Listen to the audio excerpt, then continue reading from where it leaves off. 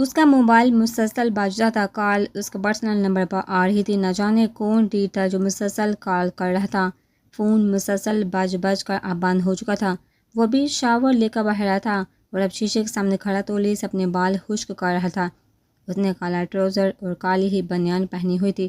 ابھی وہ بال خشک کر کے ہیئر برش اٹھا رہا تھا جب فون ایک دفعہ پھر بجا۔ اس نے دور سے ہی ایک اکتائی ہوئی نظر سائڈ ٹیبل پر پڑے موبائل پر ڈالی اور اس کی طرف بڑھ گیا۔ اس نے موبائل اٹھایا تو سامنے ہی اس کے والد محترم کی کال آ رہی تھی۔ اس کے چہرے پر ایک تلخ مسکراہٹ چھا گئی۔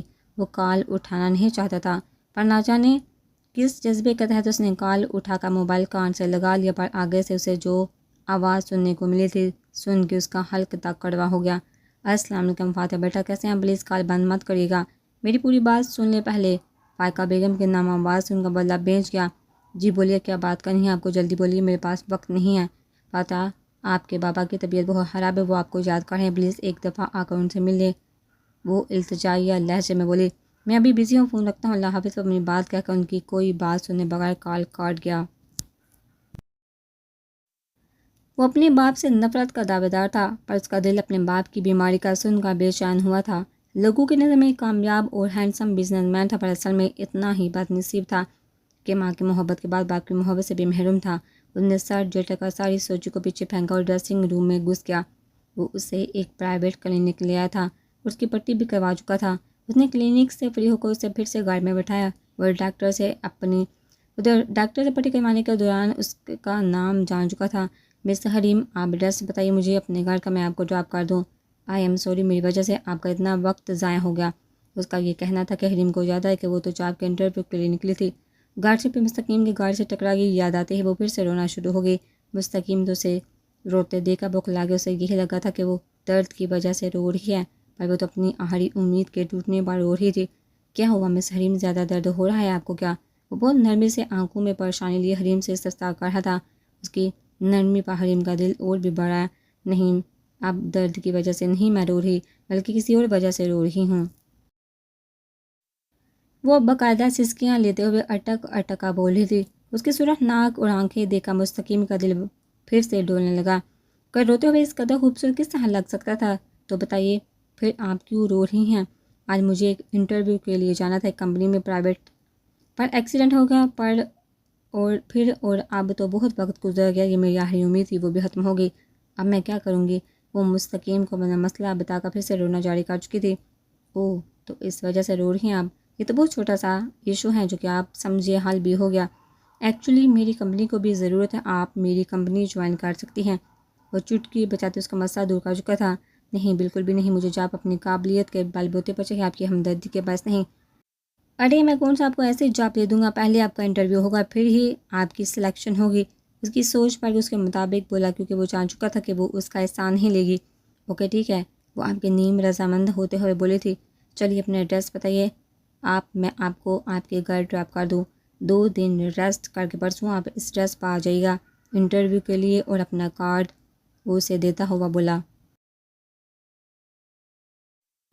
آپ پلیز یہاں سائڈ پر ہی اتار دیں مجھے، میں خود چلی جاؤں گی۔ تھینکس، آپ نے میری اتنی ہیلپ کی، اب میں خود ہی چلی جاؤں گی، وہ جھجک کر بولی۔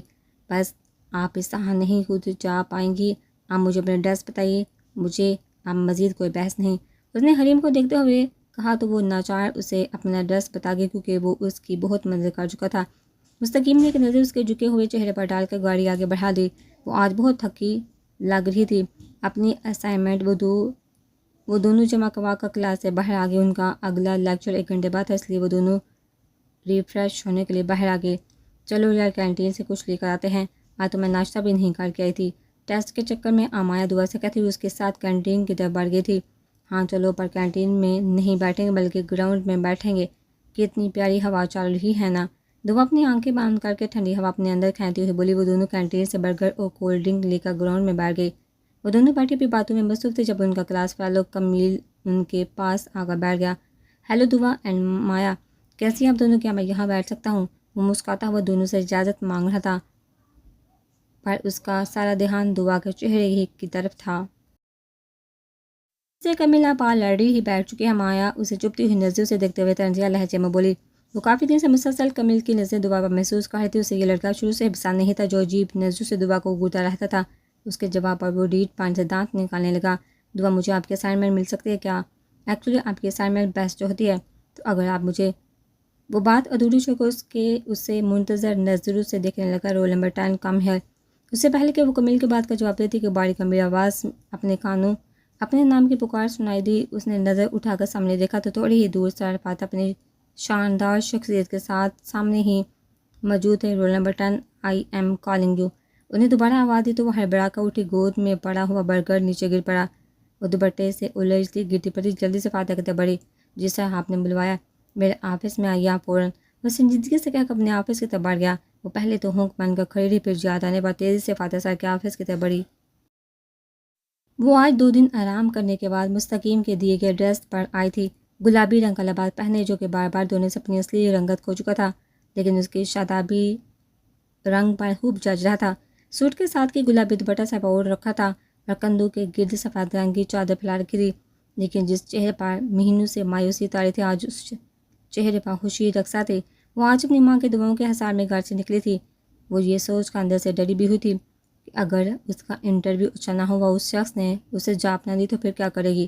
لیکن پھر اس مایوسی پر امید حاوی ہو جاتی تھی کہ اللہ نے اگر کسی کو اس کے لیے وسیلہ بنا کر اسے امید کی کرن دکھائی تھی تو وہ اسے یقین کو بھی برقرار رکھے گا، اس کا حوصلہ پست نہیں کرے گا۔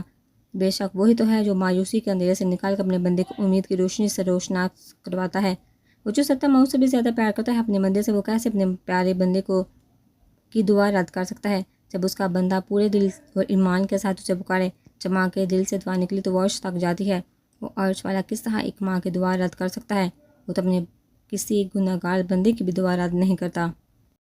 وہ تو کہتا ہے کہ میرے بندوں مجھ سے مانگو میں تمہیں عطا کروں گا۔ وہ بھی اپنی ماں کی دعاؤں اور اللہ پر یقین رکھ کر آئی تھی۔ اس نے ریسیپشن پر جا کر مستقیم کا پوچھا تو اس نے بتایا کہ مستقیم ابھی تک نہیں آیا، اس کو انتظار کرنا پڑے گا۔ اس کے انتظار میں ویٹنگ ایریا میں بیٹھ کے اس کا انتظار کرتے کرتے 20 منٹ گزر چکے تھے جب اسے کوریڈور سے مستقیم آتا ہوا دکھا دیے۔ نیلے رنگ کا پینٹ کوٹ پہنے، سرخ ٹائی لگائے، دائیں ہاتھ میں قیمتی گھڑی پہنے، چہرے پر سنجیدگی طاری کیے وہ اسی جانب آتا دکھائی دیے۔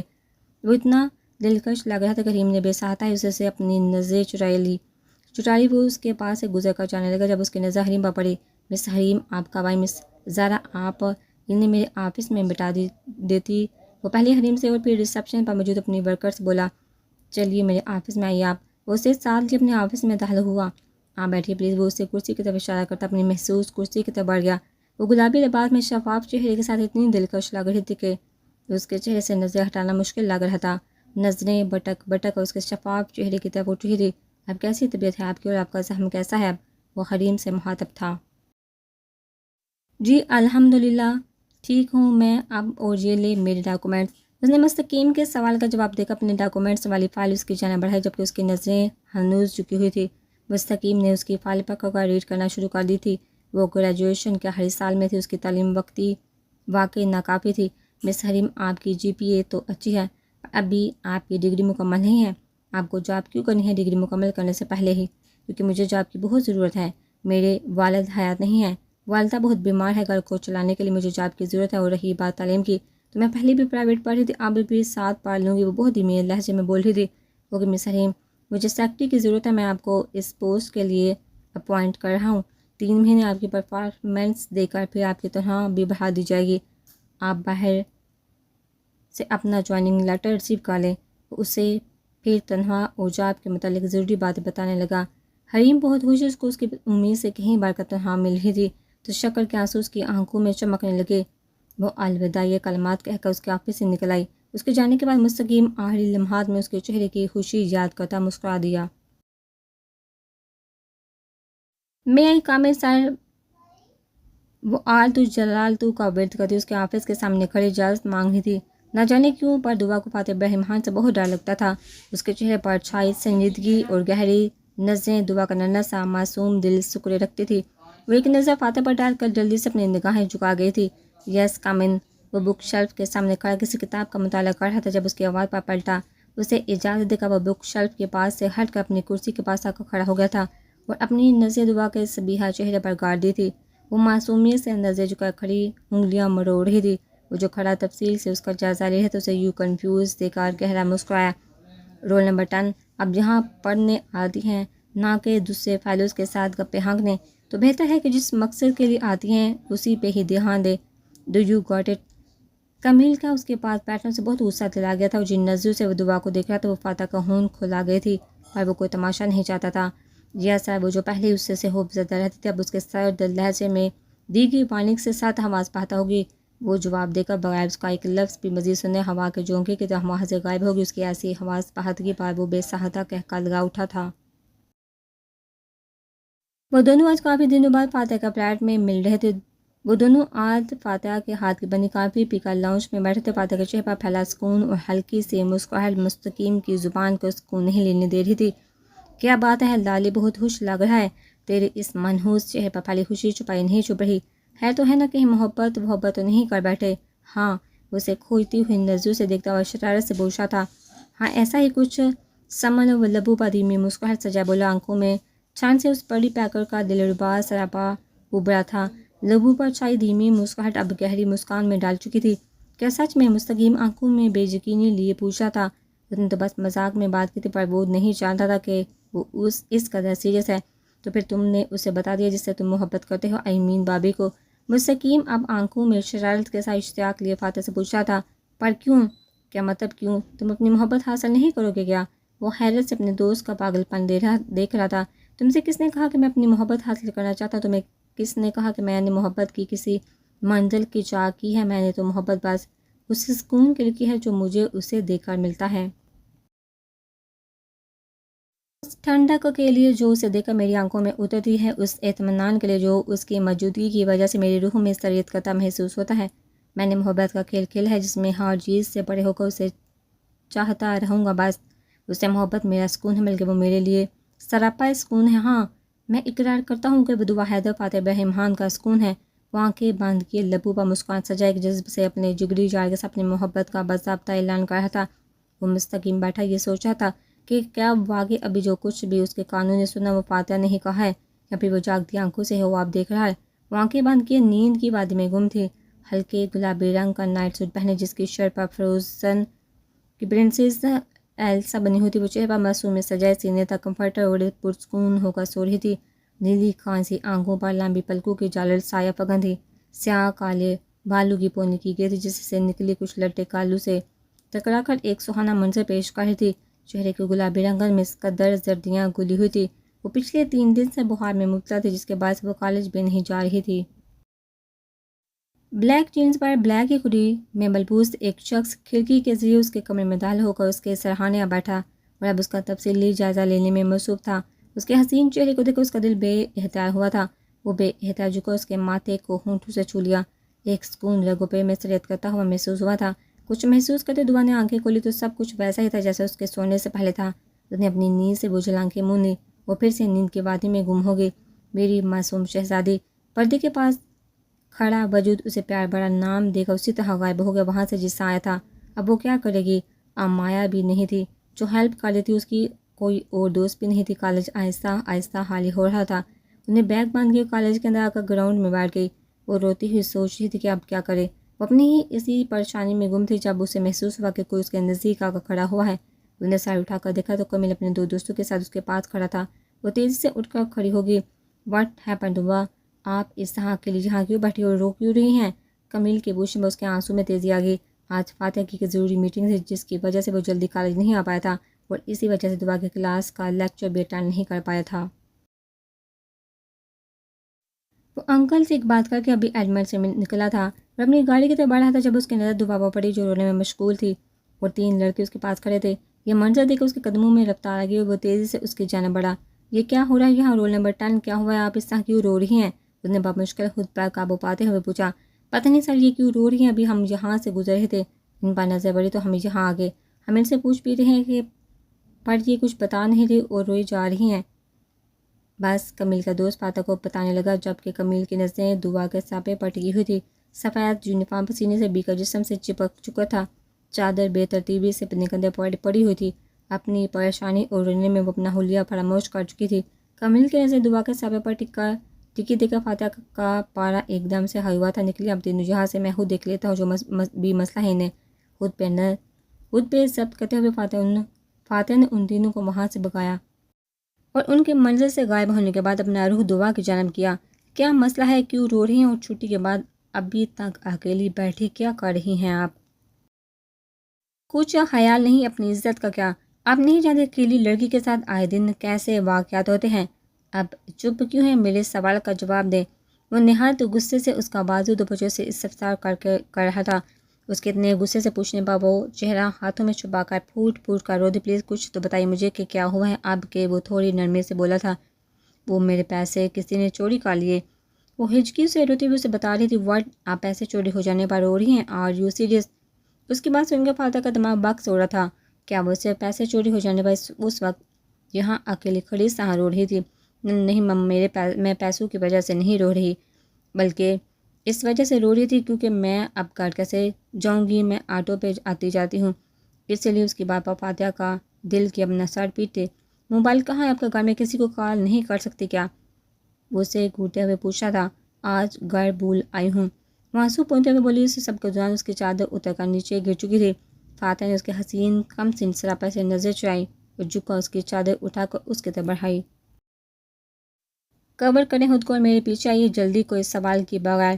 اس نے جلدی سے چادر اوڑھی اور اس کے پیچھے چل دی۔ فاتح نے اس کے لیے گاڑی کا دروازہ کھولا تو وہ چپ چاپ اندر بیٹھ گئی کیونکہ اس وقت وہ بہت ڈری ہوئی تھی۔ فاتح نے اس کے بیٹھنے کے بعد دروازہ بند کیا اور گھوم کر جامع سیٹ کی طرف آ گیا۔ ایک نظر اس کے جھکے ہوئے چہرے پر ڈال کر ڈیش بورڈ سے پانی کی بوتل اٹھا کر دعا کی طرف بڑھائی۔ اسے سچ میں اس وقت بہت پیاس لگی ہوتی، اس لیے چپ چاپ وہ بوتل تھام گئی۔ فاتح نے اسے پانی پیتا دیکھ کر گاڑی آگے بڑھا دی۔ اسے مستقیم کے آفس میں کام کرتے 2 مہینے ہو گئے تھے۔ وہ اپنی جاب سے بہت خوش تھی۔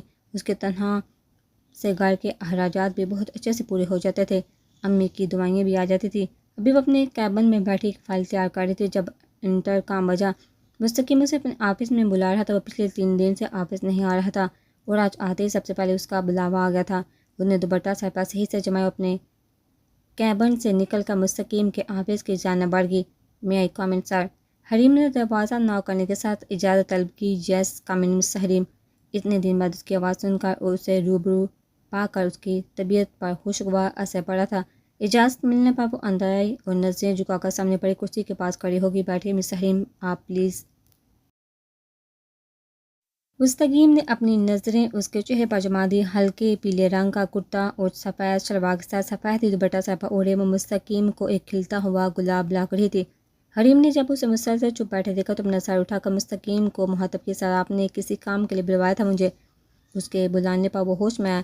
جی میں نے آپ سے کچھ پوائنٹس ڈسکس کرنے تھے۔ اس کے بعد وہ اس سے بزنس کے متعلق باتیں سمجھانے میں مصروف ہو گیا۔ ابھی وہ بات کرے جب مستقیم کے پرسنل نمبر پر کال آنے لگی۔ اس نے حریم سے ایکسکیوز کیا اور کال پک کر لی۔ السلام علیکم، کیسی ہیں آپ؟ ارے نہیں میری جان، آپ کو کیسے بھول سکتا ہوں میں؟ ہاں ہاں ہاں، چلیے آپ کی یہ شکایت بھی دور کر دیتا ہوں۔ آج میں بس تھوڑی دیر تک نکلتا ہوں آفس سے، لنچ اکٹھے ہی کریں گے ہم دونوں آج۔ اوکے اللہ حافظ۔ اس کے منہ سے لفظ میری جان سن کر وہ گڑبڑا گئی۔ وہ کال سے فارغ ہو کر اس کی طرف متوجہ ہوا جو پھر سے چہرہ جھکا چکی تھی۔ مس حریم آپ میری میٹنگ کی ٹائمنگ فائنل کر کے بتا دیجیے گا پھر۔ پر سر آپ کو تو اپنی وائف کے پاس نہیں جانا؟ اس کے منہ سے بے سہاتا پھسل گیا۔ وائف؟ ہاں ہاں ہاں۔ مس حریم میں آپ کو میرڈ لگتا ہوں کیا؟ بائی دا وے میں اپنی دادی جان سے بات کر رہا تھا۔ وہ شرارت سے مسکراتا حریم کو آگاہ کر رہا تھا۔ اوہ آئی ایم سوری سر۔ وہ شرمندہ ہوگی پر نہ جانے کہ اس کی بات سن کر اس کے دل میں سکون کی ایک لہر دوڑ گئی تھی۔ وہ مستقیم سے اجازت لے کر جلدی سے اس کے آفس سے نکل گئی۔ اس کے جانے کے بعد وہ اس کی حالت یاد کر کے بے سہاتا کہہ لگا اٹھا۔ وہ تیزی سے گھر میں داخل ہوئی، جلدی سے اپنے پیچھے دروازہ بند کیا۔ امی کے کمرے پر نظر ڈالی تو وہ سو رہی تھی۔ وہ دوسرے کمرے میں گئی، دروازہ بند کیا اور چارپائی پر منہ کے بل گر کر پھوٹ پھوٹ کر رو دی۔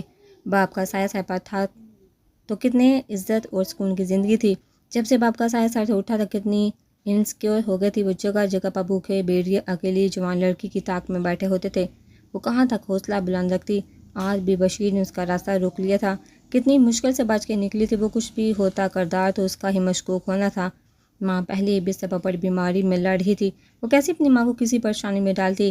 کتنی اکیلی ہو گئی تھی وہ۔ انسان بعض اوقات کتنا اکیلا رہ جاتا ہے، کہنے اور سننے کو بھی کوئی نہیں ہوتا۔ ایسا نہیں ہوتا کہ لوگ ختم ہو جاتے ہیں دنیا میں پر کوئی سمجھنے والا نہیں ہوتا۔ خاموشی، الجھن، بیزاری اور مایوسی ذات کا حصہ بن جاتی ہے۔ ایسا وقت انسان کو بہت تھکا دیتا ہے۔ وہ بھی تھک چکی تھی۔ امی کی کھانسنے کی آواز سن کر اس نے اپنے آنسو پونچھے اور ان کے پاس کمرے کی طرف بڑھ گئی۔ وہ فاتح صاحب کا شکریہ ادا کرنا چاہتے تھے اس دن کی مدد کے لیے، پر وہ اس دن سے کالج سے گھر کے باہر ڈراپ کرنے کے بعد ایسے غائب ہوا تھا کہ اس کا کوئی سراغ نہیں مل رہا تھا۔ وہ دن وہ اتنی پریشانی میں تھی کہ اسے اندر آنے کا بھی نہ بول سکی۔ گھر کے باہر جیسے ہی گاڑی رکی، وہ بنا اسے دیکھے اندر کی طرف بڑھ گئی تھی تو وہ بھی گاڑی وہاں سے بگا لے گیا۔ اگلے دن کالج جا کر وہ فاتح سر کا شکریہ ادا کرنا چاہتی تھی، پر وہ نہ آیا۔ اسی کلاس فیلو سے پتہ چلا تھا کہ وہ فاتح سر 2 ہفتے کی لیو پر ہیں۔ وہ اس بات کو اگنور کر چکی تھی، پر بار بار آج کا فاتح سر کا خیال دماغ میں آ رہا تھا۔ وہ خود سے بھی اس بات کا اعتراف نہیں کر پا رہی تھی کہ وہ انہیں مس کر رہی ہے۔ دعا، فاطمہ سر اپنے آفس میں تمہیں بلا رہے ہیں۔ وہ اسائنمنٹ بنانے میں مصروف تھی جب ایک لڑکی نے آ کر پیغام دیا۔ وہ چونکہ فاتح سر 2 ہفتے کے بعد آئے تھے، وہ آج کلاس بھی اٹینڈ نہیں کی تھی، پھر اس کو اپنے آفس کیوں بلا رہے تھے؟ وہ کہ میں جاتی ہوں۔ وہ اپنی چیزیں چیئر پر رکھ کر اٹھ کھڑی ہوئی اور سر کے آفس کی طرف بڑھ گئی۔ سر کے آفس کے باہر کھڑے ہو کر اس نے ایک دفعہ پھر سے کندھوں پر پڑا دوپٹہ صحیح کیا اور پھر دروازہ نہ کیا۔ فاتح کی باریک گمبھیر آواز سن کر اس کے دل نے ایک بیٹ مس کی تھی۔ وہ دروازہ کھول کر اندر داخل ہو گئی۔ پیچھے دروازہ خود بخود بند ہو گیا۔ فاتح نے سر اٹھا کر سامنے دیکھا تو وہ معجمی سفید یونیفارم زیب تن کیے کھڑی انگلیاں چٹہا رہی تھی۔ کان سی نیلی آنکھوں پر اس وقت پلکوں کے جالر گرائے، چہرے پر عدلی بولے بن سجائے۔ وہ اس کو پھر سے اپنا دیوانہ کر گئی تھی۔ ایسا نہیں تھا کہ فاتح ابراہیم نے حسن نہیں دیکھا تھا، اس نے بے پناہ حسین لڑکیاں دیکھی تھی، پر اس کا دل آج تک کسی کے تمال نہیں ہوا تھا۔ فاتح ابراہیم خان کے دل پر چڑھے ہول کو دعا حیدر نہیں چٹھا تھا۔ آپ نے بلایا تھا؟ اس نے ذرا نظر اٹھائیوں، اپنا سوال اس کے سامنے پیش کر کے جلدی سے دوبارہ نظر جھکا لی۔ جی آئیے پلیز بیٹھیے۔ اب اسی چیئر کی طرف اشارہ کرتا ہوا بولا۔ اس کے کہنے پر وہ قدم بڑھا کے آگے آئی اور کرسی پر ٹک گئی۔ آپ کو میں نے کلاس کی CR بنایا تھا، اینڈ آئی ہوپ میری غیر موجودگی میں آپ نے سب صحیح سے ہینڈل کر لیا ہوگا۔ جی سر۔ اس کے اس طرح گھبرانے اور گڑبڑانے پر وہ گنی مونچھوں تلے مسکراہٹ دبا گیا۔ ابھی وہ مزید کوئی بات کرتا کہ دروازہ پھر سے ناک ہوا تھا۔ فاتح نے بدمزہ ہو کر دروازے کی جانب دیکھ کر اجازت دی۔ آنے والی مامایا تھی۔ دعا جلدی چلو، تمہارے گھر سے کال آئی تھی، تمہارے پاپا کی طبیعت بہت خراب ہے، ہمیں جلدی تمہارے گھر پہنچنا ہوگا۔ وہ چہرے پر پریشانی سجائے دعا کو بتا رہی تھی۔ اس کی بات سن کر دعا کا رنگ پھک ہو گیا تھا۔ وہ ایک جھٹکے سے کرسی سے اٹھی اور باہر نکل گئی۔ امایا بھی اس کے پیچھے بھاگی۔ وہ سر آنکھ کے لیے کمپیوٹر کے آگے بیٹھی کام کر رہی تھی۔ ساری رات جاگنے اور رونے سے اس کی آنکھیں سرخ ہوئی تھی اور سر بھی بری طرح سے دکھ رہا تھا۔ اسے ایک فائل پر مستقیم سر سے سائن لینے تھے۔ اس نے فائل اٹھائی اور سر کے آفس کی جانب قدم بڑھایا۔ ابھی بے دہانی میں ہی اس کا ہاتھ لگا، دروازہ کھلتا چلا گیا۔ سامنے صوفے پر لال بالوں والی ایک ماڈرن سی لڑکی مستقیم کے پہلو میں بیٹھی تھی۔ اس کے ناک کے بغیر اندر آنے پر اس کے چہرے پر ناگواری تاثرات چھا گئے۔ یہ کون لڑکی؟ مستقیم جیسے یہ بھی تمیز نہیں کہ نوکر کے اندر آتے ہیں۔ وہ اپنے لہجے کی ناگواری چھپائے بغیر بولی تھی، ہے نینا، یہ میری سیکرٹری ہے مس حریم، اور مس حریم یہ میری کزن ہے نینا، آپ پلیز آئیے اندر اور بیٹھیے۔ وہ پہلے نینا کو تنبیہ کرتا بولا، پھر حریم کو مخاطب کر کے اپنی کرسی کی طرف بڑھ گیا۔ نو صاحب، بس مجھے اس فائل پر آپ کے سائن لینے تھے، آپ پلیز یہاں سائن کر دیں بس۔ اس نے کہنے کے ساتھ فائل مستقیم کی طرف بڑھائی تو مستقیم نے بغیر پڑھے اس کی نشاندہی پر فائل پر سائن کر دیے۔ سائن لینے کے بعد اس نے فائل پکڑی، وہاں سے نکل کر اپنے کیبن کی طرف بڑھ گئی۔ اس کے جانے کے بعد مستقیم نینا کو اگنور کرتا اپنے لیپ ٹاپ میں بزی ہو گیا اور نینا خود کو اگنور ہوتا دیکھ تان فان کرتی وہاں سے نکل گئی۔ نینا کے جانے کے بعد وہ سامنے بڑے لیپ ٹاپ کی سکرین گرا دی۔ وہ حریم کی سرخ آنکھوں کو یاد کرتا انٹرکام اٹھا گیا۔ مس حریم، میرے آفس میں آپ ابھی میں ایک کامل سال۔ وہ سرخ بوجھل آنکھوں کے ساتھ اندر آنے کی اجازت مانگ رہی تھی۔ یس مس کم حریم۔ جسے آپ نے کس لیے بلوایا مجھے؟ اس کی بوجھل آواز پر وہ گہری نظر اس پر ڈال گیا۔ مس حریم، آپ یہاں آ کر چیئر پر بیٹھیے پہلے۔ اس کے بیٹھنے کے بعد وہ پھر سے اس سے مخاطب ہوا، مس حریم آپ ٹھیک ہیں؟ آپ کی طبیعت ٹھیک نہیں لگ رہی، کیا ہوا ہے؟ وہ پریشانی سے اس سے استفسار کر رہا تھا۔ آئی ایم فائن سر، بس سر میں تھوڑا درد ہے۔ آئی ایم آر یو شور؟ جیسا اس کے کہنے پر مستقیم نے انٹرکام تھاما، اٹھایا اور 2 کپ کافی منگوائی۔ چلیے میرے ساتھ 1 کپ کافی پئیں، دیکھیے گا آپ کا سر کا درد کیسے غائب ہوگا۔ اس کے کہنے پر وہ چپ چاپ سر جھکا کر بیٹھ کے فی الحال اس کا کسی سے بھی بات کرنے کا کوئی ارادہ نہیں تھا، جبکہ مستقیم اس کے ستے ہوئے چہرے کو دیکھ کر گہری سوچ میں گم ہو چکا تھا۔ وہ گہرائی تو ایک قیامت اس کی منتظر تھی، اس پہ جان لٹانے والا اس کا جان سے پیارا باپ ہارٹ اٹیک اس دار فانی سے کوچ کر گیا تھا۔ جی کا بے حال ہو چکی تھی۔ یہ کیا ہو گیا تھا؟ حالانکہ ان کے ہنستے بستے گھر کو کس کی نظر لگ گئے تھی؟ ابھی صبح تو اس نے اپنے باپ سے اتنا پیار بٹورا تھا۔ وہ صبح گھر سے نکلتے وقت جہاں جانتی تھی کہ گھر واپس ہی پر اسے اپنے باپ کی ہمیشہ کے لیے بند چہرے کو دیکھنا پڑے گا۔ سارا بیگم محمود نہرال ہونے کے باوجود اس کو سنبھالنے میں لگی ہوئی تھی۔ بیٹی کی حالت انہیں ہلا رہی تھی۔ جنازہ اڑنے لگا تو روتی کر لاتی کسی قابو میں نہیں آ رہی تھی اور پھر اچانک بے ہوش ہو کر گر پڑی۔ حیدر آباد کو فوت ہوئے 3 دن گزر چکے تھے۔ اب تک بے یقین تھی کہ اس کا باپ اس کے ساتھ نہیں رہا۔ اسے یقین نہیں آ رہا تھا کہ وہ یتیم ہو چکی ہے۔ اس کی ماں اسے سمجھا رہی تھی آج بھی کہ اس کا باپ اللہ کے مانا تھا جو اس نے واپس لے لی۔ یہ دنیا تو فانی ہے، جو آیا اسے واپس بھی جانا ہے، سب کو ہی ایک نہ ایک دن مرنا ہے، بس فرق یہ ہے کہ سب کا الگ الگ وقت مقرر ہے۔ اسے رونا نہیں تھا، صبر کرنا تھا، اللہ سے دعا کرنی تھی اپنے باپ کی بخشش کے لیے۔ اٹھ کے واش روم گئی، وضو کر کے باہر جائے نماز بچا عشاء کی نماز کے لیے کھڑی ہو گئی۔ نماز پڑھ کے بستر پر لیٹی تو پھر سے آنکھوں سے آنسو بہہ نکلے۔ باپ کی موت پر صبر کرنا آسان تو نہ تھا، یوں ہی روتے روتے اس کی کب آنکھ لگی اسے پتہ نہ چلا اور وہ نیند کی وادیوں میں گم ہو گئی۔ وہ اس کی نیند کے خیال سے آہستگی سے اس کے کمرے میں داخل، وہ اپنے قدم بیٹھ کے طرف بڑھائے جہاں وہ سوگوار حسین سو رہی تھی۔ کمرے کی لائٹ جل رہی تھی۔ اس نے سب سے پہلے آگے بڑھ کر لائٹ بند کی اور سائڈ ٹیبل لیمپ جلا دیا۔ وہ سفید دوپٹے سے حجاب کی آڑی ترچھی بیڈ پر لیٹی تھی، چہرے پر آنسوؤں کے میٹھے میٹھے نشان تھے۔ ہمدار گنی پلکیں آنسو سے بھیگ کر جڑی ہوئی تھی، چھوٹی سی ناک بھی سرخ ہو رہی تھی۔ اس نے دعا کو سیدھا کر کے لٹایا، اسے کمر اڑائے، پھر وہ دعا کے سرہانے بیٹھا، اس کا سر تھوڑا سا اٹھا کے اسے حجاب سے آزاد کر دیا۔ حجاب اترتے ہی اس کے بالوں کی سیاہ لٹیں اس کے چہرے پر جڑنے لگی۔ اس نے ہاتھ بڑھا کر اس کے گالوں کو چھوتی ہوئی لٹ اس کے کان کے پیچھے اڑسی اور جھک کر اس کی صبیحہ پیشانی چوم لی۔ دعا نے نیند میں کھسمسا کر کروٹ بدل لی، اس کے چہرے سے اس کی بے سکونی واضح ہو رہی تھی۔ اس کے گندے بالوں میں انگلیاں چلا کر اس کو سکون پہنچانے لگا۔ اس کی انگلیاں کافی دیر دعا کے بالوں میں حرکت کرتے ہی کچھ دیر بعد وہ گھڑی پر ایک نظر ڈال کر اٹھا، جھک کر ایک دفعہ پہ اس کی پیشانی چھولی اور کھڑکی کی طرف بڑھ گیا۔ 2 سیکنڈز میں ہی وہ اندھیرے میں غائب ہو گیا۔